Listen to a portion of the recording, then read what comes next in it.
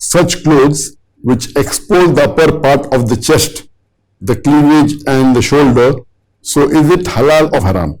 I believe the question posed is talking about a tailor stitching clothes for a lady where the upper part of the chest is seen and the cleavage and the shoulder are seen. So is it halal to stitch such clothes? First, you should realize what is the purpose of these clothes.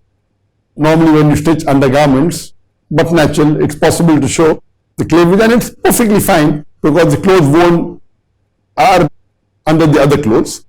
But if there are other clothes where you know that a lady is wearing clothes only amongst the ladies, and if some part of the body is exposed, then it's not haram. But wearing such clothes otherwise outside, it is not permitted.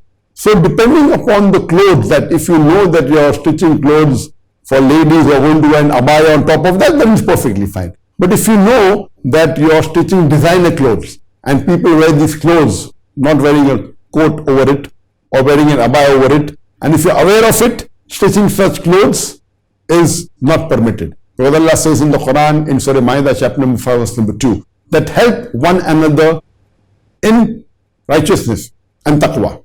Do not help one another in sin and rancor.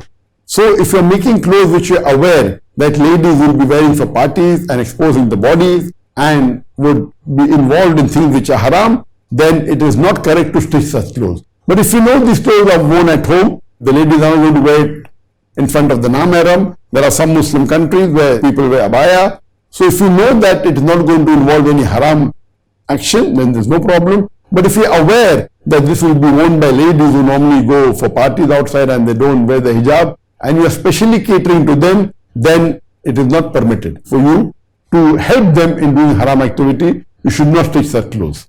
So depending upon how it's going to be used, and you as a tailor know better your customers. So based on that, you have to decide whether what you're doing is haram or halal. Hope that answers the question.